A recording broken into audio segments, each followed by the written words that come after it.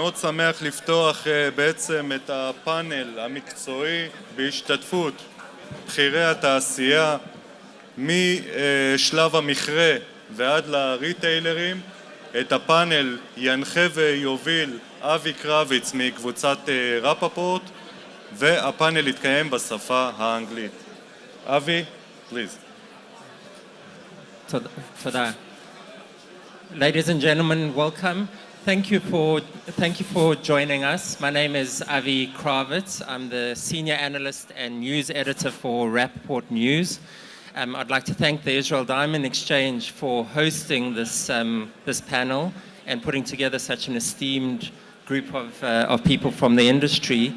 And it's a timely discussion because the traceability and provenance issue across the supply chain is a topic that's garnered a lot of attention and headlines in the last 2 to 3 years. And the industry seems to be finding its footing on this topic, even if it's considered somewhat of a late bloomer. And sorry, I'm gonna stand up for the introduction so that you can all see me, and request some silence. I hope you've had a successful show, and it's a great sign that there's good trading going on. But this issue of traceability in the industry has, for the industry, it's been a late bloomer on this topic. As other industries have been involved in this discussion for many years now. But it can also be argued that we were a first mover in the source verification issue. Already in the year 2000, the diamond trade was grappling with the question of how can we assure consumers that their diamonds are kosher. That was the year that the first Kimberley process meeting took place, and that led to a certification program that was designed to guarantee that a rough diamond did not finance conflict. Thank you.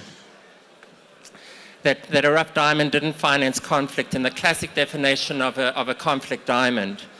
But as the discussion evolved, it soon became apparent that the Kimberley process, with its limited definition of a conflict diamond, didn't provide all the necessary guarantees to protect the industry from a potential consumer backlash on other problematic issues. What about diamonds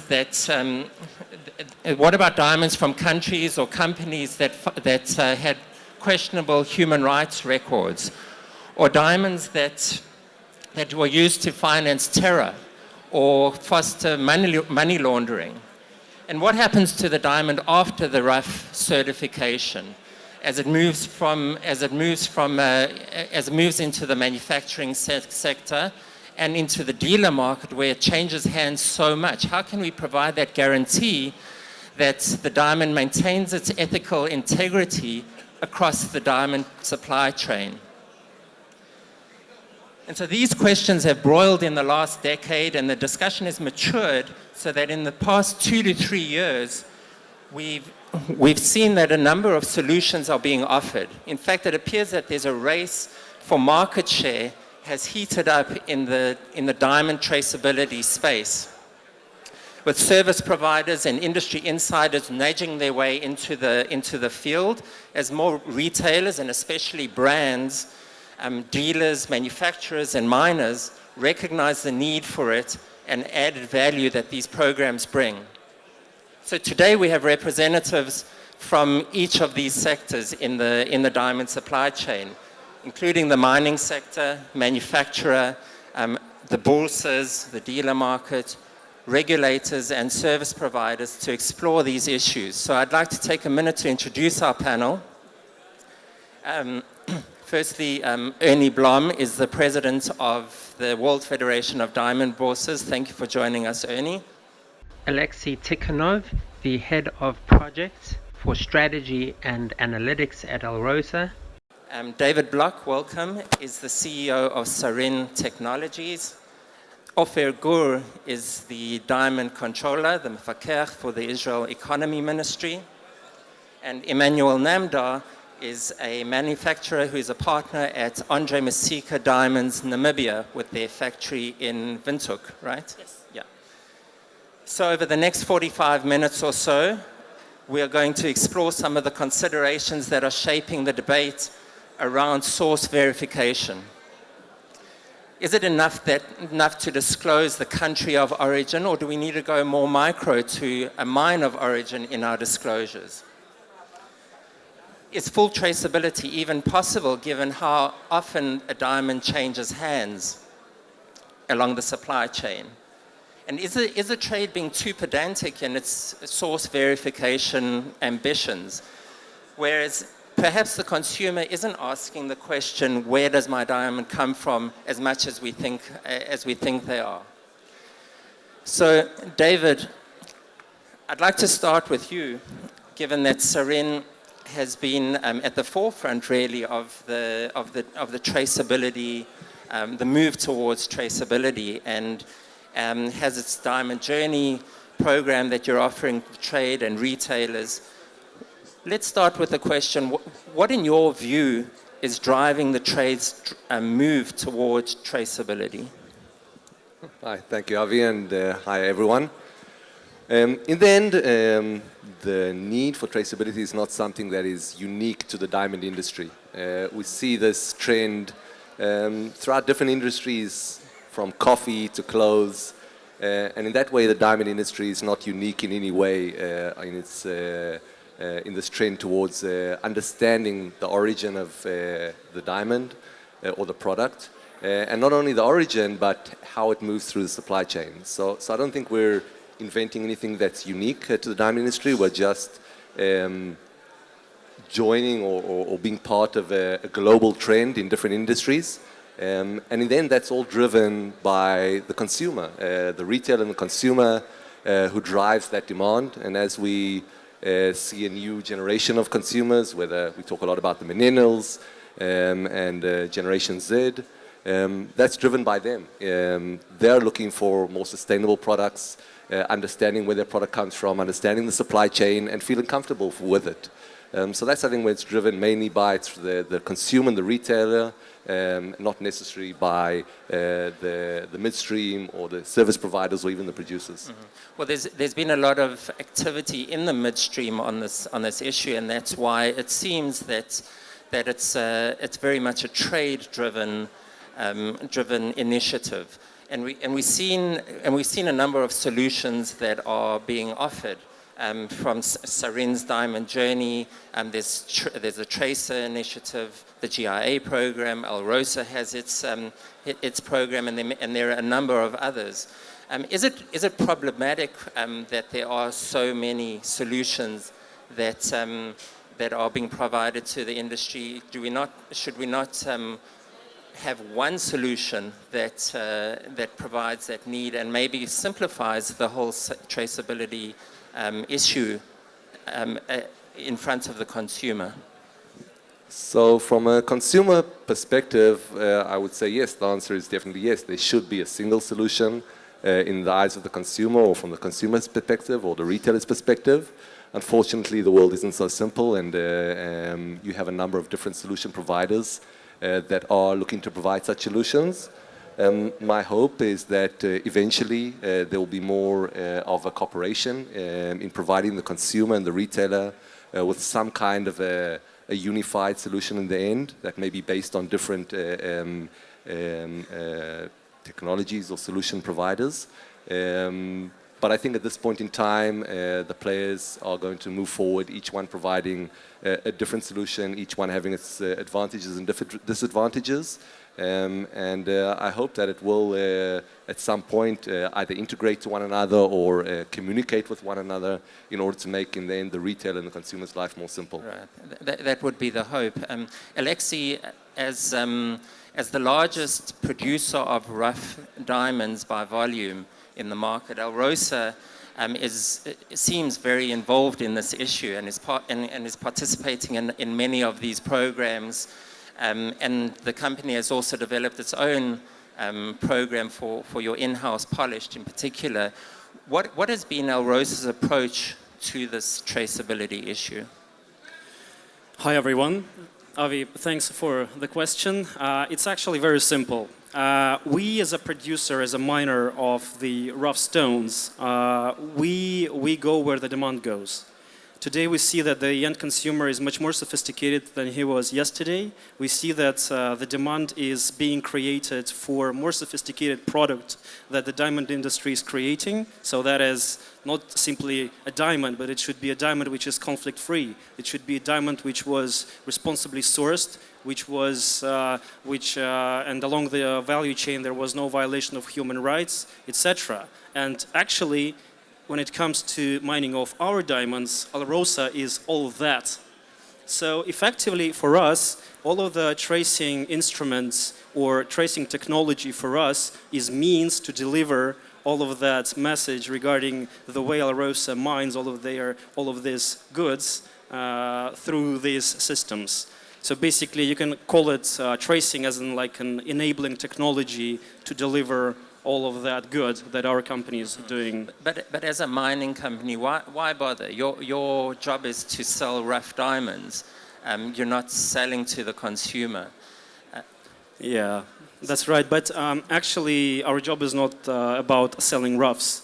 We have two key kind of elements which we have to juggle with. First one is using our mining licenses to source the product and then to enter into relationships with the market to deliver the kind of product that's requested by the market. So today, we of course putting all of the efforts to mine the diamonds efficiently, but today we're also letting the partnerships with our clients and with our clients together, we are trying to deliver specifically the product that is required by the market. And we just believe that the requirement for that product has changed a little bit, has shifted. Right. Well, I guess it's a trickle-down effect coming from retail, but it has to start at its root, which would be at the mining level.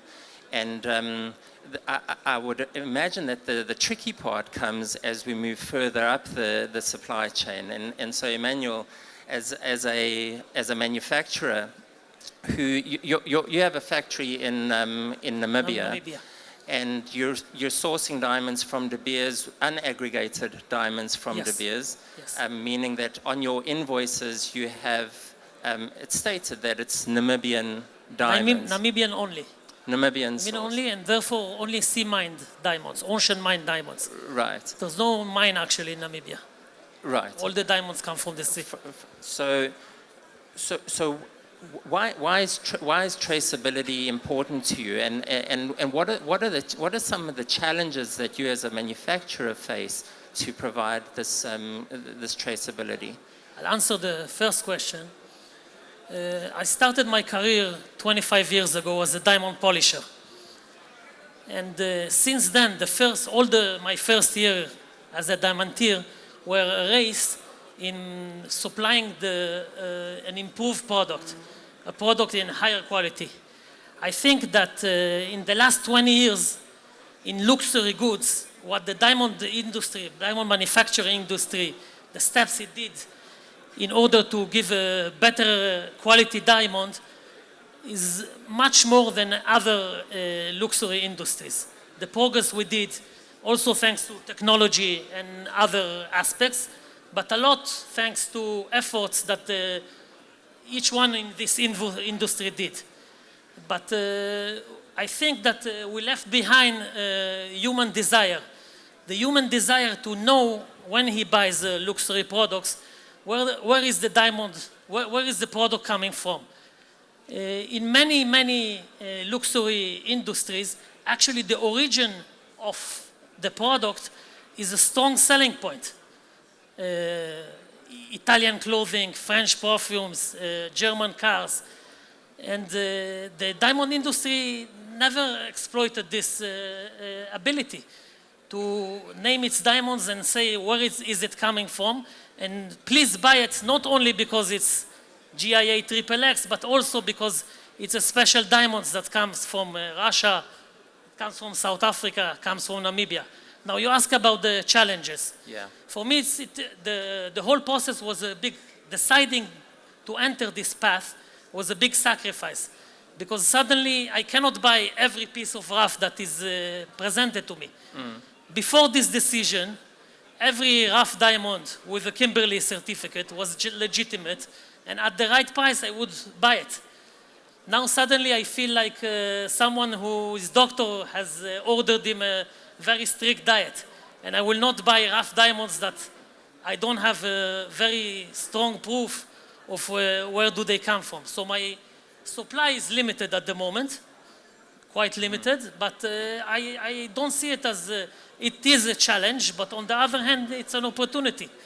I don't think today for a manufacturer having a huge supply is necessarily an advantage. Right. Right, so it creates an exclusivity in a way to the market, and I'd like to come back to that issue a bit later, because I think it's a very important topic within this discussion. But your point is taken that luxury is moving in this direction. I think the diamond industry has always seems to have had the perception that it's very difficult to because the diamond changes hands so often, that that it's very difficult to effectively bring about this traceability. So Ernie, how do the Bourses approach this issue?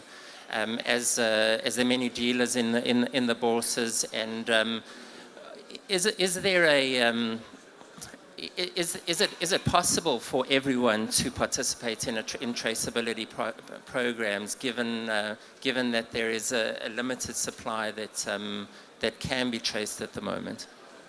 Thank you, Avi. Thank you for that question. Let me start off by saying that we as a World Federation firmly believe in the provenance, in the supply chain integrity. We firmly believe in it. However, what we must understand, or what the industry must understand, is that when you implement something, it has to be able to be done by each and every member anywhere in the world. So you can't just have a selected few people doing a traceability, and there's creating an expectation from the consumer and the public out there that every diamond in the world can be traced. And I believe that, yes, we will get to the point where every diamond can be traced eventually, but I don't think we're there now. And until such time as that I can guarantee to each and every member, no matter where they are in the world, that their diamonds that they have are traceable, I don't think that we should create that expectation from the consumer that this is a norm at the moment, because it's not. Mm-hmm. So it's really up to the at the moment to the brands that are adopting this and pushing the conversation forward, and so in the interest of not excluding certain suppliers in the industry, one would want to manage those expectations, as you said. Yeah. I would say yes, that is correct. I think that maybe, and with all due respect to the miners and that, which they are trying to do the correct thing, and Saran is also trying to do the correct thing, but we have to look at the industry as a whole. We can't look at just the individual mining company or individual provenance company. I have to look at each and every one of my members in 29 bourses around the world, and each and every one of those members must have the ability to be able to implement a traceability schedule before we say to the world out there, this is what the norm is. It's not the norm at the moment. It's a selected few that has the privilege of doing it, and it's only on a selected few stones. What about the hundreds of thousands of carats of half caraters, 1 caraters, etc.? That's impossible to trace now. It will come eventually, and we'll work towards that, but it's not implementable now. Right. I've got a feeling that David has an opinion on that, and really all the panelists should feel free to respond to any points that are made as we go along. So actually, I think it's the other way around. It's the world telling us that we need to do this, and it's not going to happen in a day, or even a month, or even a year. It's going to take time. It's going to be done gradually. It's not going to happen to all diamonds instantaneously. It will start with certain categories, maybe certain brands. But it's not, I think the diamond industry is not the one that's leading this. it's the consumer. The more we realize that this is something that is coming as a demand from the consumer, and that if maybe they have an opportunity to buy another product which is not a diamond jewelry or gemstone that they are comfortable with, they will buy that. So we're not competing with one another, I think. We're competing with other industries for the consumer's dollar. And this is, I think, a message coming from the consumer saying to us, we need to get this done, we need to do it. And we don't need to do it tomorrow, we can do it gradually. And we need to find the ways how to do that. So it's not that we need to come to the world and say we're ready, it's the world telling us you need to get ready. Alexei? Yeah, also on our end, what we are doing today, I completely agree with you that actually the end demand should come from the retail side. But we have a job to do as a mining company, and our clients, they have a job to do. So what we are doing is we are working with our clients already today to make sure that we're well prepared for the time the demand comes. So take, for example, our digital tenders story that we are doing at Alrosa right now for the past couple of months. So we're scanning a lot of stones. It's over 1,000 stones today, which we've sold at open auctions. So our clients come to us, they buy these stones, and these are all of the stones that are tracing enabled. So basically, when the clients buy these stones on digital tenders from us, they know that they have the traceability feature embedded into it, which can be unlocked if the retailer wishes so. Yeah, please don't get me wrong, gentlemen. I fully buy into the traceability. I'm not against the product. I think it's great, and I think it's got a huge future. But what I need to make sure is that each and every one of my members around here today and around the world can also have the same. You speak about your clients. Haven't you got 70, 80, 100 clients? What about the other thousands of clients or members that I have out there that I need to make sure that they can be part and parcel of it? And that's the only reason that I'm saying we might be a bit too soon. We have to do it, and we have to start somewhere. But I think that the expectation created in the minds of the consumer will actually do us more harm in the short term than it will in the long term, because we cannot guarantee, or each one and every one of my members cannot guarantee that they can prove where the stone has come from at this point in time. Right, and Ernie, you mentioned to me before that the WFDB has adopted in principle the concept of traceability that you're sort of assessing the market as it develops. Yes, that we are, yeah. Okay, great. OFIR, we've spoken about the challenges of traceability, and it's clear to our panel, to our fellow panelists, the benefits that they get from it in the market in general. But as a regulator, how do you approach this topic, and what benefits do you see for your view of the market in this area? First of all, I was very encouraged to hear that this is indeed the way that eventually the industry is going to work upon. Because for us as a regulator, of course, it will make our life so much easier. Usually it meets us in two separate subjects. First of all, the issue of Kimberley. Israel, of course, is a member of the Kimberley process, and we have, of course, to make sure that the diamond that we are dealing with are indeed Kimberley safe. And I must admit that these days, if I will be gentle, I would say that we are still not working in the most, let's say, advanced methods. Okay, we still use the same printed certificate, physical printed certificate. This is because this is the network. I think we still have a long way to go, and it is clear to see that the industry is far ahead of us, and that's good, because I think that eventually we're going to go in this path. I know that Russia already started to work with its own internal Kimberley digital certificates. Brazil also started. Of course, the digital certificate is important if you can make sure that there is a connection between the diamond and the certificate, and Israel also, we see ourselves as the startup nation, of course, so we are also going to go on this path. And I hope that in 2020, this year, we're going to have a first pilot in order to make sure that we're also going to have this kind of provenance and traceability, because again, it will make our life so much easier using the technology instead of still dealing with the Excel files and printing the certificates, and this is so like 20 years ago. Right. And firstly, thank you for that exclusive scoop. It's an interesting development, and I think it will aid the trade's ability to provide traceability further along the pipeline if we have that Kimberley process certificate digitized. So I think that's a very interesting and welcome development for the trade. And I understand that Russia is holds the chairmanship of the Kimberley process this year. And therefore, it's encouraging that Russia has taken the lead, and it would be an important move for Israel, a trading center like Israel, to follow suit.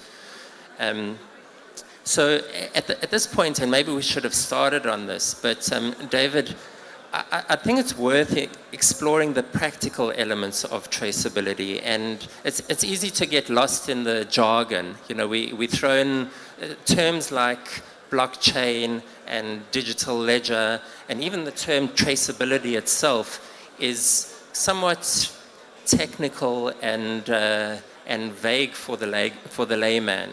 So could you spend a few minutes sort of explaining in layman's terms the options that are available to the trade and the different models that have been developed in the traceability space? Yeah, sure. So, and I'll connect it to a comment that you made a minute ago. So basically, traceability is having information about the diamond as it goes down the pipeline, all the way from the producer and right down to the consumer at the retail level. There's no one definition of what that traceability is, what information is needed. And I think that's something that will evolve over time, the type of information that is required for traceability. If I say a few words about blockchain and digital ledgers, in the end, that is a method of storing information. Blockchain or digital ledger does not create traceability. It just holds information regarding the diamond as it passes through the pipeline. So it could be a part of a traceability solution, but it's not necessarily a traceability solution. You mentioned that connecting between the physical and the information, and that I think is the most critical part of traceability, and it's actually the most difficult challenge for our industry. Because a diamond, as it comes from the mine and goes down to consumer, transforms from a rough diamond into a polished diamond. So you're not just tracking an object, you're tracking an object that is actually changing and transforming as it goes down the pipeline. So how do you track such an object? So you can use different methods. One is declarations. Each party along the pipeline can declare information about that diamond at the different stages of the pipeline, put it in a blockchain, and you have so-called a traceability solution. The problem is that you have different parties that maybe have conflicts of interest, that maybe have different reasons to provide different levels of information. It's declarable information, it's not verifiable information. So we believe that in order to provide a true traceability solution, you need to be able to have verifiable information based on data that doesn't come from the entities along the pipeline, but comes from technology, where there is no ability to manipulate or change the information. So that's what a lot of what we've been focusing on is creating the technology to be able to collect that data that is verifiable and can be collected right from the mine all the way down to the consumer. And so when the midstream, a manufacturer or dealer wants to adopt a traceability program, they have the option to work with a service provider such as Seren or Tracer or any other. The GIA program is another example. Or or perhaps they have their ability to develop their own program. Is that something that's happening? They could develop their own program. The problem is that then you would have an endless amount of different solutions, where the retailer needs something that's fairly uniform. In the end, the retailer is dealing with the consumer and cannot, for every diamond, have something that has totally a different traceability program. So this is, I think, one of the reasons that there are service providers. You mentioned a number of the main players in the traceability segment that utilize existing capabilities in order to track the diamond as it goes down the pipeline. Okay, and we mentioned before that at the moment, it seems there's a limited number of companies and even diamonds that can have this traceability. And so, Alexei, my question for you is, are we shifting to a segmented market? Are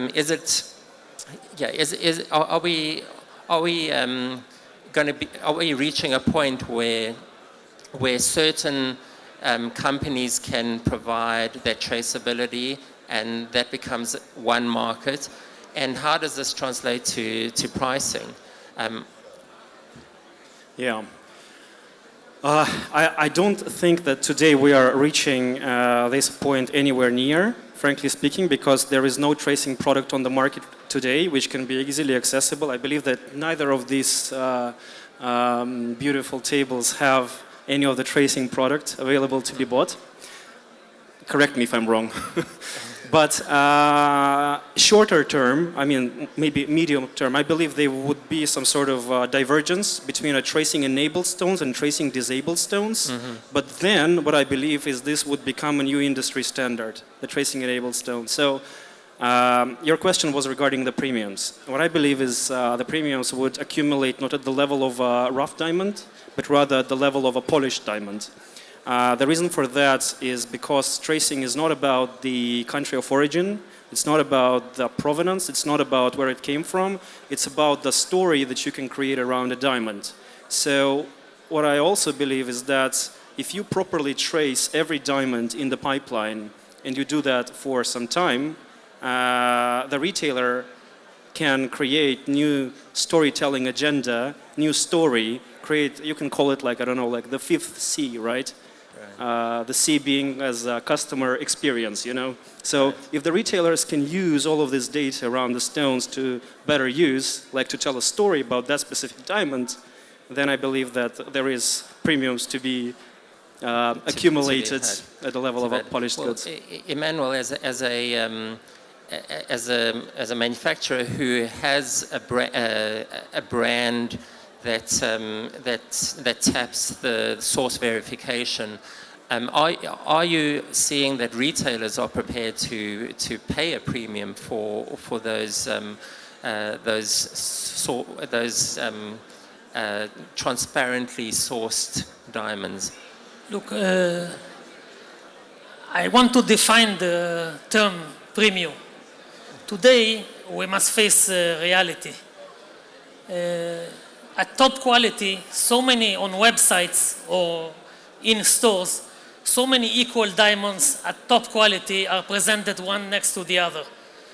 And I think that the fifth C, like Alexei mentioned, is the only answer I can give a retailer when he comes to me and asks me, why are you charging 5% more than that company online? So already the fact that I have an answer because the diamond is coming from that origin, while other diamonds cannot tell you where is the origin, is already enough differentiation to justify the fact why am I not the cheapest? And always someone will be cheaper. Right. Now, please let me add that I do think that the origin is the most important thing. Why is the origin important thing? And it is premium driving, because actually the origin, the country of origin, once you are able to put inside your communication and your customers' communication, not only the story of the diamond, but the story of the region, the story of the country where the diamond came from, it adds a lot a bright story to the fact that you're trying to sell a natural diamond. Before you tell this story, the term natural diamond has no meaning. After you show nature and the same nature where you prove that your diamond came from, so then the word natural suddenly becomes something very bright and interesting, and then for sure you can charge a premium. Right, Ernie? Yeah, I think we have to be extremely careful here. We don't want to create a first and second class diamond. I think we're all on the same page. I think we all agree that traceability, provenance, telling the good story is a thing of the future. It's a must. We can't get away from it, and I think we've all embraced it. My biggest problem is this, is how do we empower each and every one of our members, all these sitting around us here, around the world, how do we give them the same ability as you get a selected supply from Namibia, as your customers get a selected supply from the Russian mines, as your customers who can afford to buy the Sharon machine. What we need to do, we as a World Federation, is make sure each and every one of us can do the same thing so that we all have the same competitive edge. And that's what we have to make sure happens. Right, and I think it's important to point out that it's a process and it's a journey that the industry is on. And we're at the beginning stages of this industry. We are limited with time, but I would like to ask one last question because we are in Israel, and OFIR, we've spoken privately about Israel's role in bringing innovation to the world. It's known as the startup nation. What role can Israel play in furthering this discussion? Yes, Avi. So, as I mentioned before, we perceive ourselves as the startup nation, and no doubt also that Israel is one of the 4 or 5 leading centers of diamonds in the world. And certainly we do have very innovative companies, and surely we have over here Sarin, it's one of the companies, but I still believe that the potential is far from being reached, and I do believe that eventually we will reach it. So I think that the issue that Israel must play a role is the issue also, of course, it has to deal also with traceability and well, mainly traceability. There is the issue of fintech, because as we know, the companies over here, and I think this is a worldwide phenomenon, we do have a problem of credit. We do know what happened to India, and I know that in Israel, when the banks want to give credit, of course, it's a very severe issue about the traceability and the provenance to make sure where are the diamonds that when you're given the credit. So since this is a problem, and I know that we already have few fintech companies over here in Israel that are connecting this issue of traceability to the issues of credit. And if the banks will know about the provenance and the traceability, it will be much easier for the diamonds sellers to get the credit. I know that already in Israel we have few very innovative companies that are playing on this field. And I believe that this is indeed, since Israel is playing an important role in cyber, in fintech, also in blockchain, I believe that eventually this will be, I hope this will be the positive step forward that Israel will be able to contribute to. Thank you, and I think you hit on a lot of important points that source verification brings to our industry. It's not only giving consumers confidence to buy our diamonds, and we've seen the big brands such as Tiffany & Co. and LVMH and Richemont, Cartier, Van Cleef, the list goes on, adopting the country of origin programs in their selling. But it also brings confidence to the trade and the service providers to the trade as well, such most notably, I would say, being the lenders to the trade. And I would imagine Ernie also in the Bourses role as in its arbitration role, that it would have some tremendous added benefits to that.